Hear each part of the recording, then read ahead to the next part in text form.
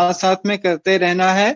जैसे ये previous year में क्वेश्चन आया था कि parsec is the unit of, देखिए जून 2021 में ये आपके एग्जाम में जो है वो क्वेश्चन पूछा गया था। तो क्या आंसर हो जाएगा इसका? टाइम, डिस्टेंस है, वेवलेंथ है आपके पास, या फिर एंगुलर वेलोसिटी? क्या आंसर आ जाएगा फर्स्ट क्वेश्चन के लिए? Very good. तो यहां से आपके पास क्या होगा? Option number 2 will be the correct answer. Distance का जो है वो एक यूनिट होता है पारसेक।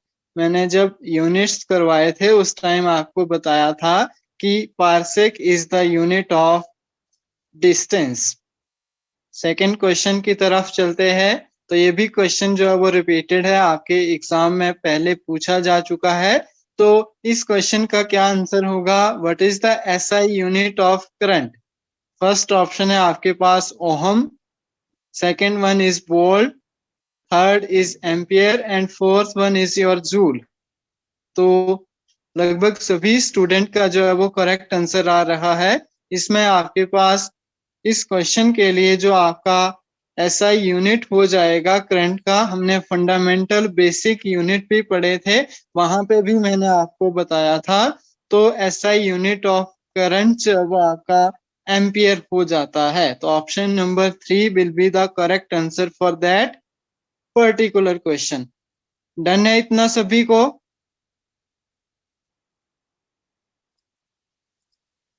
इसके बाद नेक्स्ट क्वेश्चन देखिए। नेक्स्ट क्वेश्चन भी काफी इंपॉर्टेंट है आपके एग्जामिनेशन पॉइंट ऑफ व्यू से, क्योंकि ये क्वेश्चन भी बार बार जो है वो पूछा जाता है, जर्नल पेपर में भी क्वेश्चन आ जाता है कि 1 nanometre is equal to, metre की फॉर्म में बताना है आपने, 10⁸ मीटर है, 10⁻⁹ मीटर है, 10⁻⁻⁹ मीटर है, या फिर 10⁻12 मीटर है। तो काफी आसान क्वेश्चन है। तो इसका जो है वो करेक्ट आंसर बताएंगे जल्दी से जल्दी, क्योंकि आपने जितनी आपने तैयारी की है उसके हिसाब से लगभग सभी स्टूडेंट्स जो है वो बिल्कुल करेक्ट आंसर दे रहे हैं। तो इस क्वेश्चन के लिए आपके पास 10⁻⁹ मीटर जो है वो बिल्कुल सही आंसर आ जाएगा इस क्वेश्चन के लिए। डन है इतना?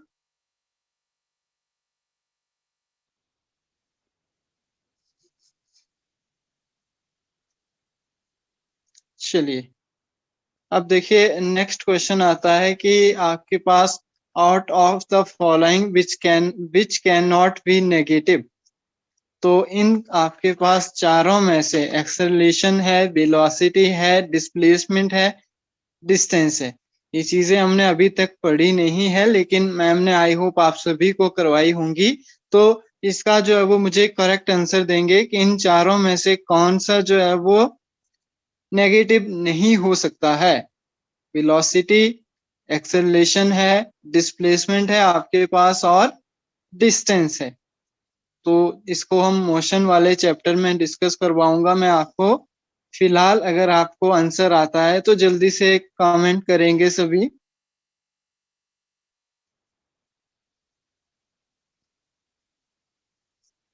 तो इस क्वेश्चन के लिए आपके पास जो करेक्ट आंसर आ जाएगा, वेरी गुड, दीपा का बिल्कुल सही आंसर है। तो जो आपका डिस्टेंस आप कवर करते हैं वो कभी भी जीरो नहीं होता है।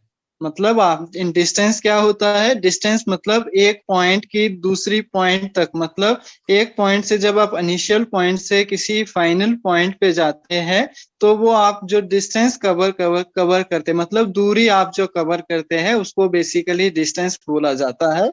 और डिस्टेंस आपका कभी भी जो है वो जीरो नहीं होता है। तो ये आपको पता होना चाहिए। तो यहाँ से ऑप्शन नंबर 4 जो है वो इसका बिल्कुल सही आंसर आ जाएगा। नेक्स्ट क्वेश्चन देखिए।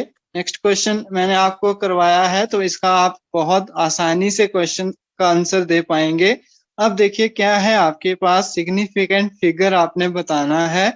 Number of significant figure in आपके पास 424,006, तो मैं यहाँ पे लिख रहा हूँ 42406। इसमें मुझे आपने बताना है कि कितने सिग्निफिकेंट फिगर है।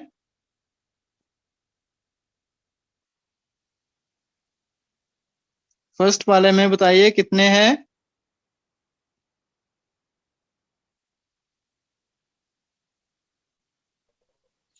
हिमानी 5 का सर। बिल्कुल सही है, 5।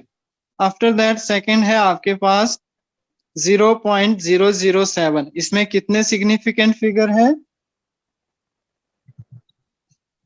1। 1। थर्ड आपके पास क्या है, 6.5। तो 6.5 आपके पास, इसमें कितने सिग्निफिकेंट फिगर है। 2। 2। तो इन्होंने क्या पूछा है, रिस्पेक्टिवली आपने बताना है, मतलब लगातार में, मतलब सीक्वेंस में ही आपने बताने हैं कि कितने आपके पास है। तो फर्स्ट के लिए आपके पास आगे 5, सेकंड के लिए 1 और थर्ड के लिए 2। तो इट मींस आपका ऑप्शन नंबर डी जो है वो यहाँ से बिल्कुल सही आंसर आ जाएगा। क्लियर है इतनी बात सभी को। यस और no. Yes sir. Yes sir. Okay, चलिए आफ्टर दैट हम नेक्स्ट क्वेश्चन की तरफ प्रोसीड करते हैं। तो नेक्स्ट क्वेश्चन आपके पास कुछ इस तरह से है। तो जल्दी से मुझे सरफेस टेंशन का जो है वो क्या बताएंगे, फॉर्मूला क्या होता है, सरफेस टेंशन किसके बराबर होती है। Force upon length. Very good. आपके पास क्या होती है, फोर्स अपॉन लेंथ। अब फोर्स के लिए हमने डायमेंशनल फॉर्मूला निकाला था, क्या आता है फोर्स के लिए।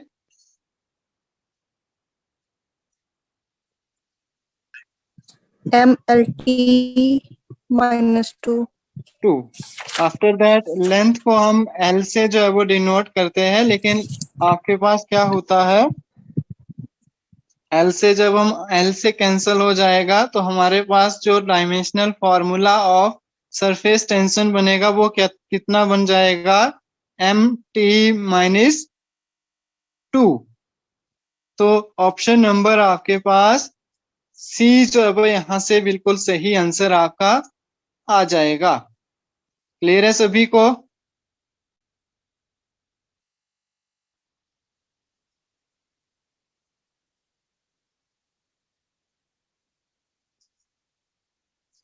चलिए नेक्स्ट क्वेश्चन बताइए। जूल पर कूलम इज सेम एज।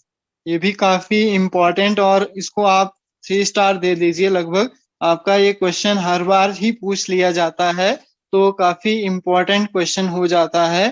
तो बताएंगे मुझे किसके बराबर होगा।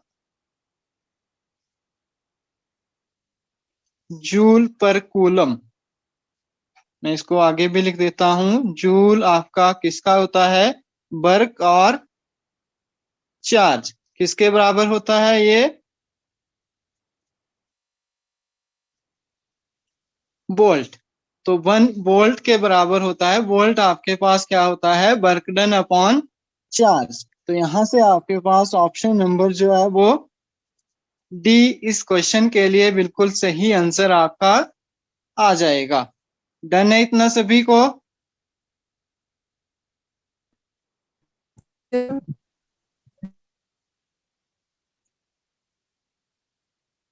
चलिए नेक्स्ट क्वेश्चन देखते हैं। Dimensional formula of power. अब पावर किसके बराबर होती है, पावर का तो हमने आई थिंक कल निकाला भी था। पावर इज इक्वल टू आपके पास वर्क अपॉन क्या होता है, टाइम। तो वर्क के लिए आपके पास फॉर्मूला हो जाता है ML²T-2। तो इसको जब हम टाइम से जो है वो क्या करेंगे, डिवाइड करेंगे, तो हमारे पास जो फॉर्मूला बन जाएगा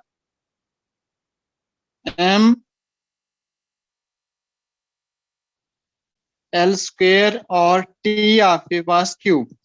तो ऑप्शन नंबर यहां से आपका second one, second one is your correct answer.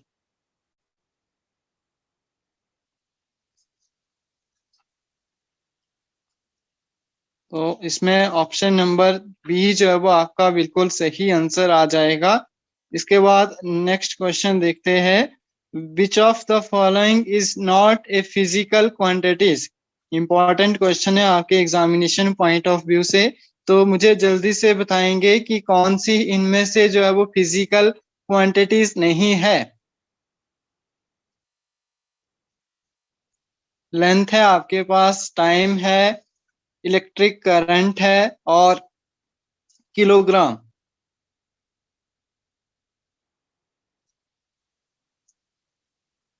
सी नहीं होगा, ध्यान से देखो, मैंने यहाँ पे करवाया था आपको, जो आपके पास फंडामेंटल यूनिट्स होते थे तो उसके अकॉर्डिंग हमने देखा था लेंथ भी है, देखिए लेंथ भी है, आपके पास टाइम भी है और इलेक्ट्रिक करंट भी है। अब पूछा क्या गया है उसको देखते हैं। ये देखिए लेंथ भी है, टाइम भी है आपके पास और इलेक्ट्रिक करंट भी है। इट मींस यहाँ से जो फंडामेंटल जो आपके पास फिजिकल क्वांटिटी है वो किलोग्राम नहीं है। तो ऑप्शन नंबर आपके पास क्या हो जाएगा, डी इस क्वेश्चन का बिल्कुल सही आंसर जो है वो आ जाएगा। इसके बाद लास्ट क्वेश्चन है इसमें, तो मुझे जल्दी से आप आंसर देंगे, in which of the following number of all the zero. यहाँ पे जीरो होगा, आप अगर आपको विजिबल नहीं होगा तो ये आपके पास जीरो लिखा है यहाँ पे। तो इसमें मुझे आपने बताना है कि इन चारों में से आपके पास क्या होगा, कौन सी जीरो जो है वो हम उनको सिग्निफिकेंट बोलेंगे, सभी जीरो को। तो ऑप्शन नंबर आपके पास फर्स्ट है 0.0004, ऑप्शन नंबर सेकंड है 0.00060 और थर्ड है आपके पास 2.0000 और फोर्थ है आपके पास 0.800। तो कौन से नंबर में जो है वो सभी जीरो को हम बोलेंगे कि ये क्या है, सिग्निफिकेंट है। तो क्या आंसर आएगा इस क्वेश्चन का, जल्दी से बताएंगे। हिमानी का बिल्कुल सही आंसर है, वेरी गुड। तो आप क्या बोलेंगे कि आपके पास इस वाले नंबर के लिए सभी जीरो को हम जो है वो काउंट करेंगे। यहाँ से आप अगर सिग्निफिकेंट की बात करें तो इसके लिए आपके पास 1 हो जाएगा, इसके लिए आपके पास 2 हो जाएंगे, इसके लिए आपके पास 5 हो जाएंगे और इसके लिए 3। इट मीन्स आपके पास सारी जीरो जो होगी वो आपके पास ऑप्शन नंबर 3 में जो है वो सिग्निफिकेंट हो जाएंगी। तो इस क्वेश्चन के लिए जो है वो ऑप्शन नंबर सी आपका बिल्कुल सही आंसर जो है वो आ जाएगा। क्लियर है सभी को इतना? सर तो आई होप आप सभी को जो है वो सेशन जो है वो अच्छा लगा होगा। और साथ में मैं आपको बता दूं कि आपके पास नेक्स्ट चैप्टर जो आपका स्टार्ट होगा which is related from motion. तो हम सेकंड चैप्टर में जो है वो मोशन की बात करेंगे। तो आज ही उसको स्टार्ट करना है या फिर कल स्टार्ट करें?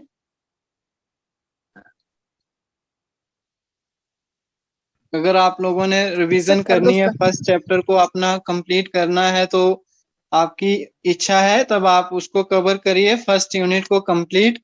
अदरवाइज सेकंड वन स्टार्ट करना है तो मैं नेक्स्ट पीडीएफ जो है वो लगाता हूँ। बोलिए।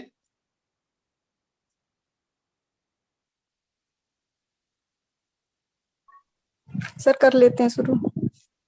ओके, स्टार्टिंग का थोड़ा सा कर लेते हैं क्योंकि अभी जो है वो आपके पास टाइम है, तो उसको हम थोड़ा सा स्टार्ट कर लेते हैं क्योंकि फर्स्ट चैप्टर तो ऑलमोस्ट आपका हो ही गया है। तो इसमें मैं सेकंड पीपीटी लगाता हूँ, वेट करेंगे सभी। तो जो आपका सेकंड चैप्टर है which is related from motion. अब देखिए मोशन की जब भी बात आती है तो मोशन में हम क्या पढ़ते हैं कि कोई जो वस्तु है वो कैसे मूव कर रही है, मतलब मोशन में कब है, गति में कब है, तो हम क्या बोलते हैं। एग्जाम्पल के लिए आपके पास सभी को विजिबल होगा कि ये जो बच्चा है वो दौड़ रहा है, मतलब अपनी पोजीशन जो है वो चेंज कर रहा है, तो इसको हम क्या बोलेंगे, मोशन में है। इसी तरह मान लो जो है वो कोई आदमी है वो वॉकिंग कर रहा है, मतलब कहीं पे जो है वो वॉक कर रहा है, तो आप क्या बोलेंगे उसको कि वो मोशन में है, मतलब क्या है, वो अपनी जो पोजीशन है उसको जो है वो टाइम के अकॉर्डिंग जो है वो उसकी पोजीशन चेंज हो रही है, तो आप सिंपली बोल देंगे कि मोशन में। या फिर कोई ट्रेन जो है वो रन कर रही है, या फिर कोई पर्सन जो है वो रन कर रहा है, या फिर बॉडी जो है वो एक जगह से दूसरी जगह मूव कर रही है, तो नॉर्मली हम क्या बोल देते हैं कि ये मोशन में है चीजें। और दूसरी चीज इसमें आती है रेस्ट। तो रेस्ट के लिए आप इजीली समझ सकते हैं कि आप अभी रेस्ट में है, क्योंकि आप जहां बैठे हैं लगभग पिछले 15 मिनट से या 20 मिनट से आप जहां हैं आप वहीं बैठे